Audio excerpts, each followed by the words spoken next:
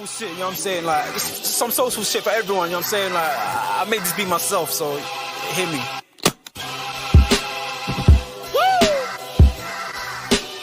I mean, like, we can put all that clown shit away. There's some real shit for you. I'm spazzing right now, so listen, let's go. Yeah. It's in their bones, the thugs in harmony for the love of the money. Then fall victim for the cookie, then turn pussy, it's lonely. You said you hold it down when life get rough, we're here now, so show me. We move them losses to them wins. Heavy pounds, we make it ends meet. Converse with only few who make me feel like I be 10 feet. What's happening, people? There we go. What is happening, my peeps? Big up to everybody inside the building, guys. We've obviously finally passed that 2,000 mark again, as I said on my show. If you guys watched my show on the Friday, big up to everybody, man. Literally big up to everybody. Like, I can't really ask for more, if I'm being honest with you. But if you haven't subscribed, guys, make sure you subscribe to the channel, man. You know what I mean? We've got the membership now finally up and running. So for those who just want to support, you know, the channel, it's as cheap as a cup of coffee, if not cheaper. Yeah, I mean, cost of living and all of that. Yeah, I got to think about my peoples. Man.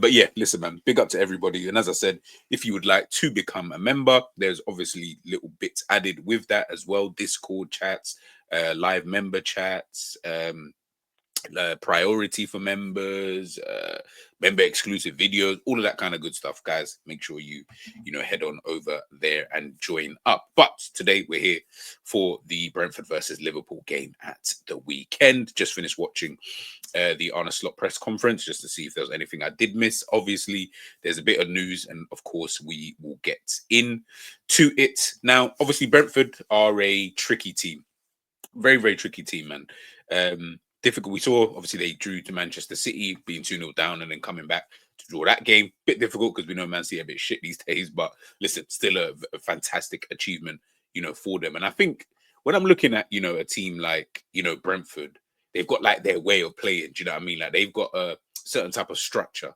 in terms of the way that they play, the things that they do on and off the ball. The manager, he's got his philosophy. Thomas Frank, I feel Thomas Frank is a very good manager.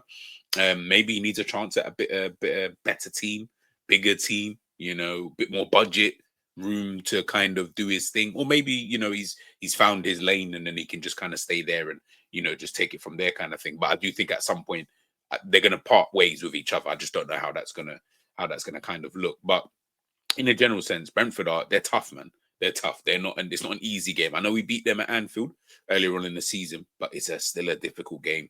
I don't think you can just rubbish it off, so to speak. Depending on who play. I say depending on who plays. It doesn't really matter who plays for Brentford because they still play the same way, which is always good to see from a team. Always shows, the kind of levels and, just this is kind of what potentially might be their lineup. Obviously, you can see Vissa and, Mbeumo, two players we're definitely going to have to, watch out for. Norsgaard and Janao in the middle of the park as well. Those are two players that I definitely look at and think, listen, if they start getting a hold of the game, a hold of the ball, especially at home as well, crowd, going to be all on their case and everything, it could become a little bit tricky, for Liverpool. But again, we'd have to wait and see. In terms of their form, not really been great form for Brentford, if I'm being honest with you. One victory in their last 5, and that was against, Southampton. Lost there, I think it's at Plymouth. Lost to, obviously, drew to Manchester City, lost to Arsenal, and they obviously got another draw in there, but even still, not the greatest. But then again, Liverpool only 2 victories in their last 5. One against West Ham and one against who's that? Accrington Stanley. So again, it's not like we're sitting here and the greatest of form. Two wins out of 5 ain't great. Do you know what I mean? 2 wins out of 5 is not great. Obviously, I conceded 4 goals, I think, in that time as well. Obviously, most notably, or most recently, the draw against Nottingham Forest. So, listen, look, Liverpool had chances, and I would say probably on the face of it, maybe Liverpool just edged it. Well, I say just edged. We were creating more chances than Nottingham Forest. So we probably did deserve to get the victory in the end. But listen, ultimately, Forest dug it in. They absolutely dug in. And, we had a bit of wasteful finishing, and we'll talk about strikers in a second in that game. But also as well, being able to break them down. At times, I just felt like it was proving a little bit difficult. And as always, I feel with Liverpool, it isn't really through play. It's always through that being so relentless, and after a while, you keep kicking that door. At some point, potentially you will be let in. Just a few insights, obviously, from the for the game in itself. Brentford have scored 8 goals in their last 5 matches. They are ranked 3rd at home this season. Mark Flecken is ranked 1st in saves per match in the competition. So he's facing a lot of shots. That might work into Liverpool's favour because we are a team who do like to take a lot of shots. So it's just about really putting the ball away in the back of the net. Hopefully Salah, is out of this kind of mini slump or whatever it is. Yeah, get out of there and let's get some goals, my friend. Liverpool have scored 12 in their last 5 matches. Salah's obviously the top scorer. Mo Salah is ranked 3rd in big chances created. I wonder who's 1st and 2nd within that. Obviously, the 2 probably most potent players on the pitch, and that's obviously Mbeumo and Salah, 2 players who, very dangerous on their day. It's so funny because they're both players who play on the same side, in terms of both on the right wing. Could we start seeing a changing of the guard? Like, I mean, he's one of them weird ones that you just start to watch and thinking, oh, could this be a changing of the guard? I think in the Premier League, and Mbeumo's got 13 goals, Salah's always got 18, so it's not even that far off in terms of goals. And this is for Brentford, so I mean, there's a bit of a changing potentially. But listen, Salah is still Salah, and then Mbeumo still needs to up his own levels in order for him to get to that kind of stage. But again, it's all about Brentford as a team more than anything. Obviously, they've got their star men, had Tony before, so Tony, Vissa, and Mbeumo, that was a pretty good front three. Had like a mixture of everything: pace, strength, hold up play, ball playing ability, running in behind, all of that kind of stuff. They had that, and I think maybe without a Tony, they're kind of missing that because trying to rely they do rely on Mbeumo to get the goals, like Liverpool rely on their right winger to get goals. But maybe if they just had a better striker, what's crazy? I reckon if they had Chris Wood, I reckon Brentford would be a problem, like that type of striker anyway, at the bare minimum. But listen, it is what it is, man. But listen, Onslaught spoke in his press conference in regards to Diogo Jota. Apparently picked up a little niggle. So whether he's going to be available for the game, I don't know. Nunez is now back from his suspension. He was suspended against Nottingham Forest. It's crazy. Sometimes when I look at this transfer stuff here, and when we signed Gakpo as an example, at the time we signed him, and you're like, bro, why did you sign that type? Bro, when you're just looking for like the right formula when it comes to like Liverpool's attack, and I don't really know what that is. Obviously, Salah, Diaz, Gakpo has been working as of recently, but I've said it before. I don't think that that's going to be the end of that trio in terms of. I don't think that is the trio that's going to finish the season. Whether it be through injury or whatever, I just think, we'll keep chopping and changing. Problem you've got is the 2 on the screen right now. One always injured. Like, come on, Jota. Like, and I think what's more frustrating with Diogo Jota is that we saw him come off the bench and get us a point because we know he can do that. But when you're then getting injuries like this, like, honestly, brother, it infuriates people. Because you're just like, bro, we can't now keep justifying wanting to keep you here, if that makes sense. Obviously, you're here, so we're going to support you, whatever, cool.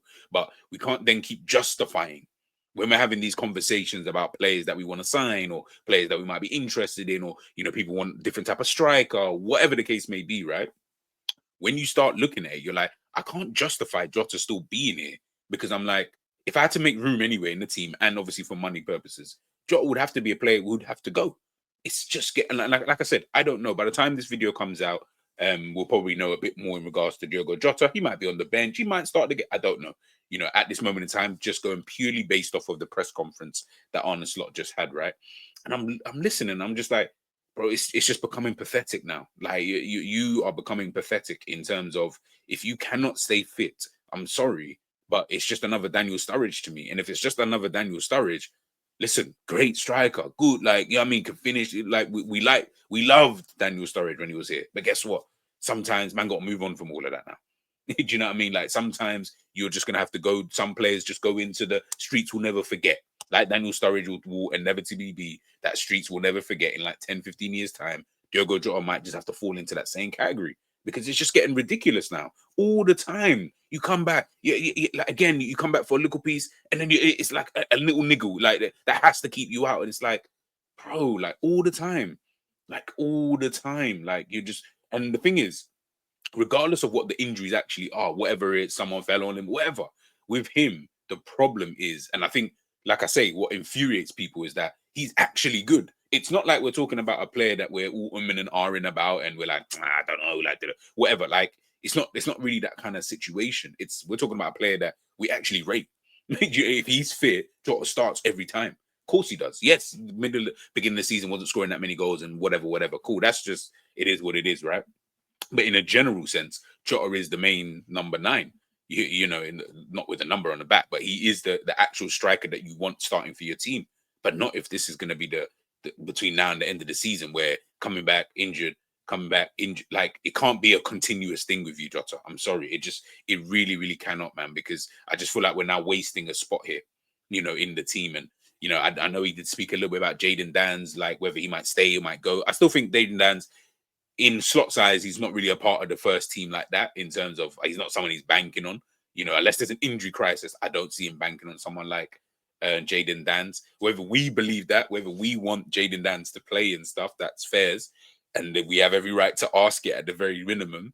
But I know he just doesn't seem like that. And that's fair. He wants also Jayden Danns to actually play football. And I want him to play football as well. And I do think maybe a loan move might serve him better than just sitting around here on the bench, coming off in a few games here and a few games there. Is pointless. Now to the other striker. Like I said, Darwin Núñez has come back from his suspension. So he might probably start at the weekend. He might probably start. Do I want him to start? Not really. At this point, I don't actually care.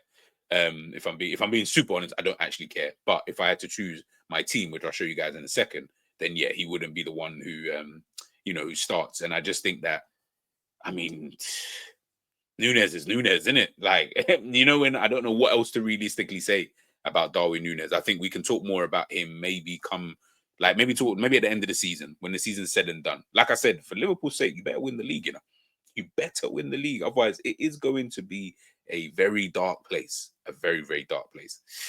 So here's obviously my lineup. As I said, obviously, Jota, I've just excluded him from the team. I don't know if he's going to be in there or not. I've gone with Ali, Tsimikas, Van Dijk, Konaté, and Trent. I feel confident with that back line, if I'm being honest with you.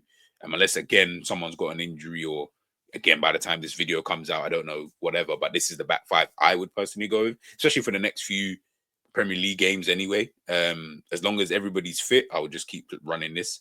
Obviously, if there's a few injuries or anything, then of course switch them out. But otherwise, this is kind of the back line I would want to go for. I would go with a midfield 3 of Gravenberch, McAllister, and Szoboszlai in there. I think against Brentford, I just feel like we're gonna need a bit more energy, a bit more steel in there. And I just think out of everybody, Szoboszlai is probably the best to provide that, while still providing a threat going forward.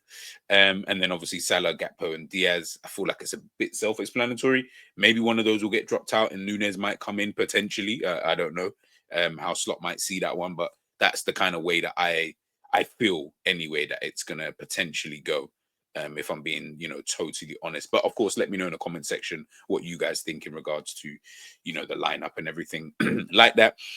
Score prediction, I'm going to go with 2-2. I'm going to go with another 2-2. I think I went 2-2 the last game against Forest. So obviously, we drew 1-1. I'm going to go with 2-2. I think Brentford are going to make it real tough for us. They're a bit more adventurous than a Nottingham Forest. That Forest will fully sit in and not move and don't mind being peppered and just hoof the ball up. I feel like Brentford might try to come out and play a little piece. Eesh. You know what? I'll go 3-2 Liverpool. Yeah, I'll go 3-2. That's me trying to bank on our attackers actually doing well, right? But yeah, I'm going to go 3-2 for now. But that could change. You know what I mean? But yeah, 3-2 is kind of where my head is at. Let me know what you guys think, of course, in the comment section in regards to the predicted lineup, your lineup for the game. and scoreline, please, in the chat. Thank you very much, guys. That is the end of the vid. I will catch you guys for the match reaction. As I said, big up to everybody who subscribed to the channel. If you want to become a member, it's already there. Link is in the description. Make sure you guys hit that link, and I'll catch you soon. Peace.